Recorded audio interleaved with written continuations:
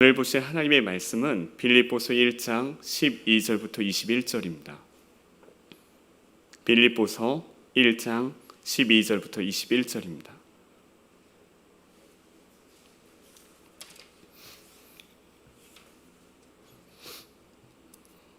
빌립보서 1장 12절부터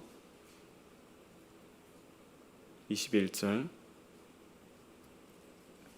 저 한 절, 여러분 한 절, 마지막 절 같이 읽겠습니다.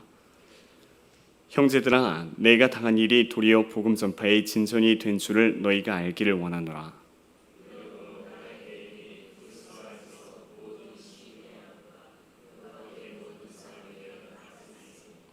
형제 중 다수가 나의 매임으로 말미암아 주 안에서 신뢰함으로 겁없이 하나님의 말씀을 더욱 담대히 전하게 되었느니라.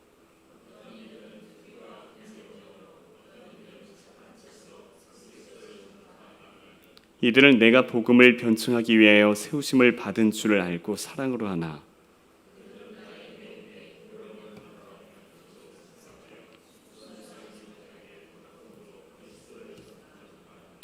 그러면 무엇이냐? 거칠애로 하나 참으로 하나 무슨 방도로 하든지 전파되는 것은 그리스도니 이로써 나는 기뻐하고 또한 기뻐하리라.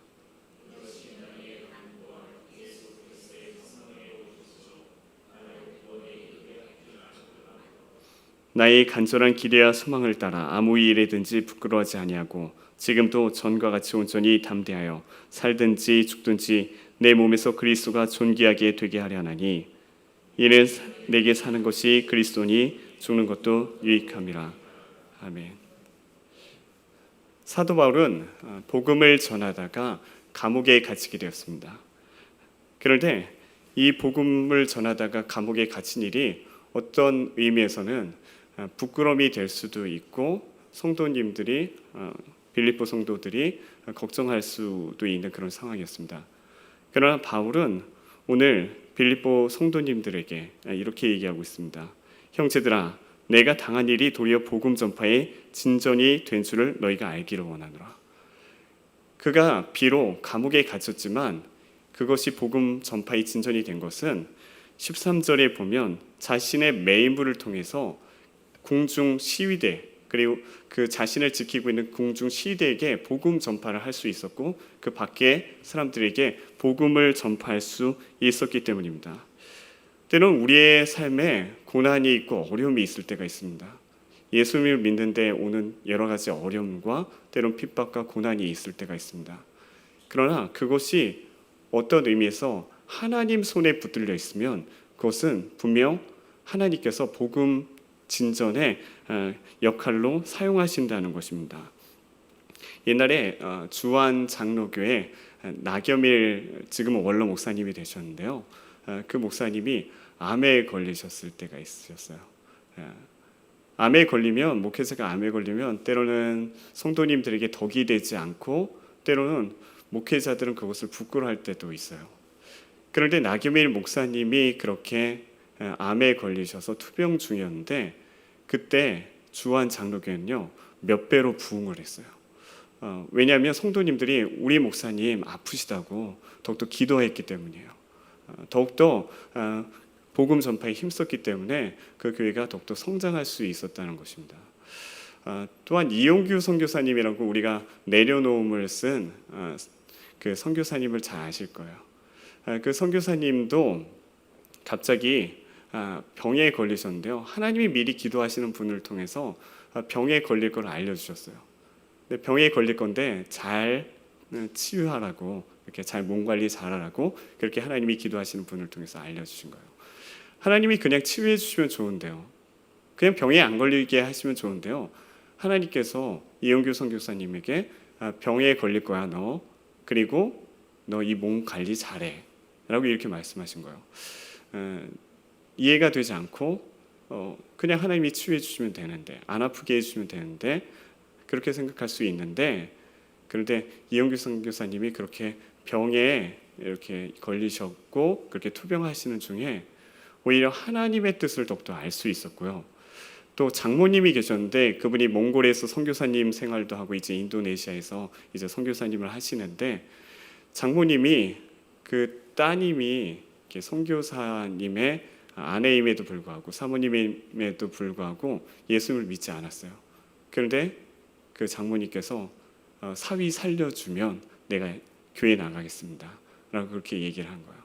때로는 우리의 어려움이 그 어려움만으로 있는 것이 아니라 그것이 하나님의 손에 붙들려 있고 하나님의 인도하신 가운데 있다면 우리는 그것을 통한 기뻐할 수 있고 그것이 복음 전파의 진전이 된다는 것입니다.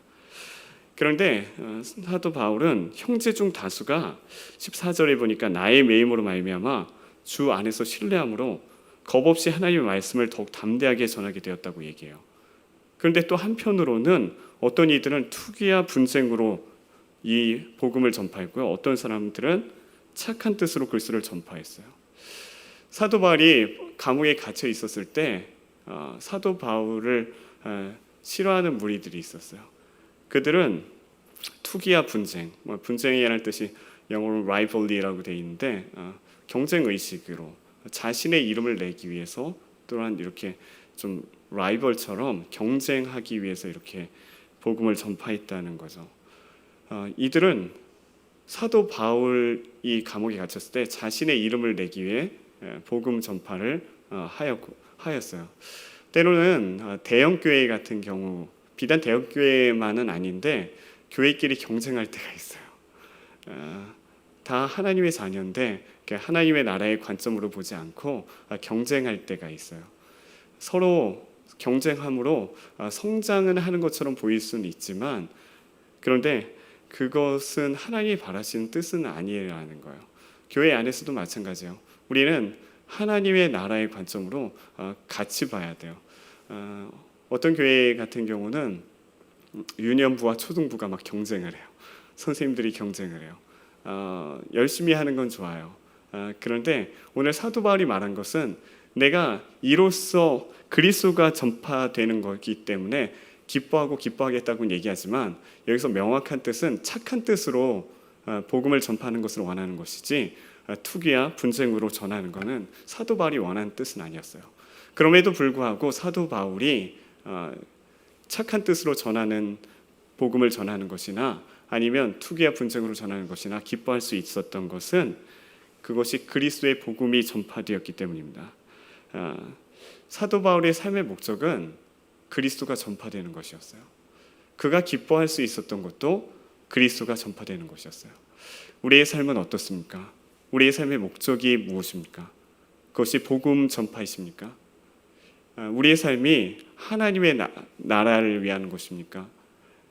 우리의 삶의 목적이 하나님의 영광이십니까?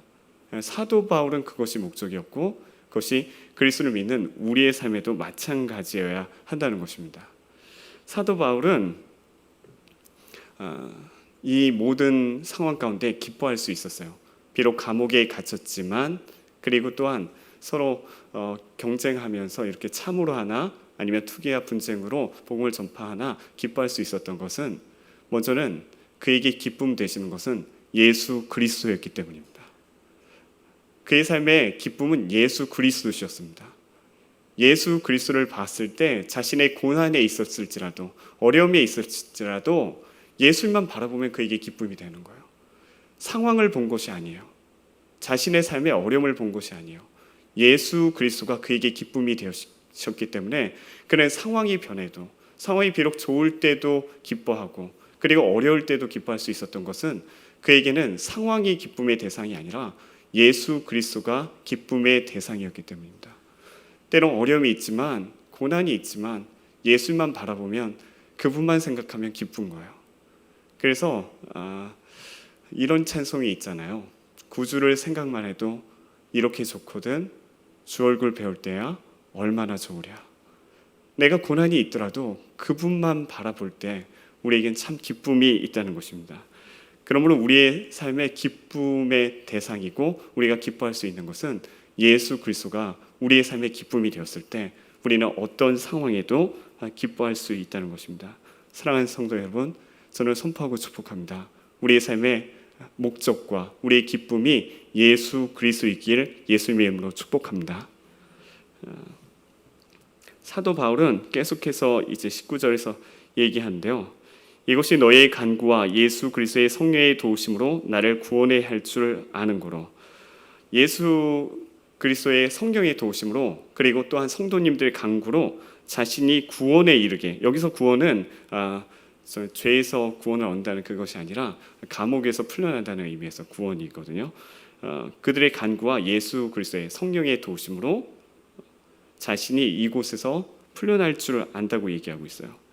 그런데 자신이 비록 감옥에 갇혔지만 나의 간절한 기대와 소망을 따라 아무 일에든지 부끄러워하지 아니하고 지금도 전과 같이 온전히 담대하여 내가 살든지 아니면 죽든지 내 몸에서 그리스도가 존귀하게 되려 하나니 이는 내게 사는 것이 그리스도니 죽는 것도 내게 유익함이라 라고 말하고 있습니다.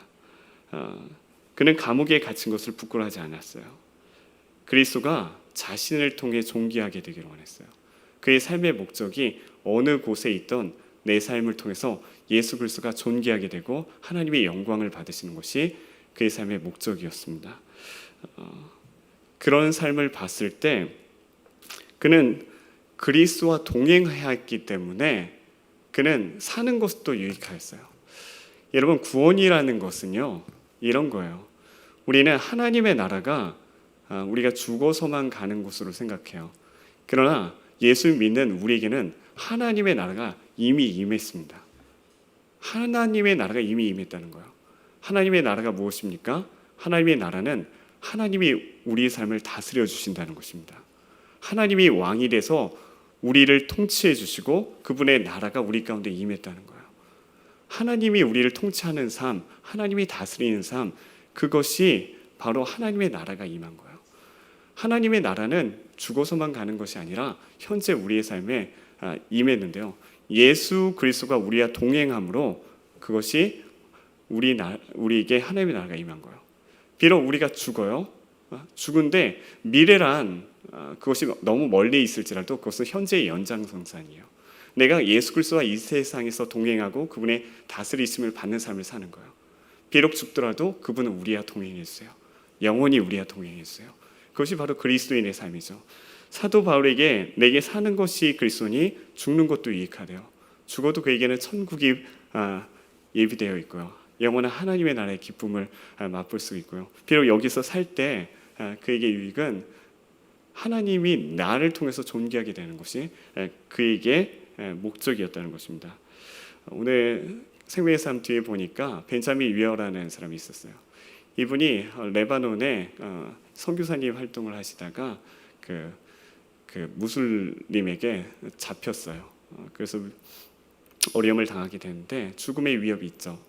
근데 그 가운데서 자신이 하나님, 저는 하나님을 이 모든 걸 맡기고 저는 하나님을 신뢰합니다라고 그렇게 고백하였어요. 비록 상황은 그렇지 않지만 하나님 우리와 함께 하시기 때문에 그분은 그분의 상황을 그렇게 맡겼어요. 죽음의 위협 앞에서 두려워하지 않는 그를 보고 기뻐할 수 있는 그를 보고 그 무슬림 중에 그것에 감명을 받아서 예수님을 믿게 되었다는 거예요. 우리의 삶에 그리스도인으로서 때는 어려움이 있을 때도 있지만 하나님 우리와 함께 하세요. 우리를 지켜주시고 인도하여 주세요. 비록 삶에 어려움이 있는 것 같지만 하나님 우리와 함께 하시고 그 어려움 가운데 함께 하여 주신다는 것입니다.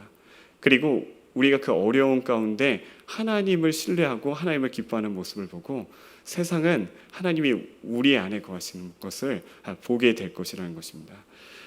오늘 사랑하는 여러분, 우리의 삶에 어려움이 있을지라도 고난이 있을지라도 이것은 때로 하나님 손에 붙들렸을 때 복음 전파의 진전이 될 수 있습니다. 때로는 상황이 어려워 보일지라도 하나님은 지금도 일하고 계세요. 하나님은 역사하고 계세요. 하나님은 우리의 삶에서 우리의 삶을 인도하여 주시고 비록 고난 가운데 있지만 그 가운데서도 일하고 계신다는 것입니다. 그러므로 소망을 잃지 않고 기도하시는 여러분들 되시길 바랍니다. 사랑하는 여러분, 우리의 삶의 목적, 우리의 삶의 기쁨이 무엇입니까? 그것은 그리스도이십니다. 오늘도 그리스도와 동행하고 우리가 사는 것뿐만 아니라 죽는 것도 우리에게 유익이 되고 또한 우리를 통해서 예수 그리스도만 존귀하게 되는 인생이 되게 해달라고 우리 주님 한번 부르시면서 다 같이 기도하도록 하겠습니다. 주님, 사랑하는 하나님,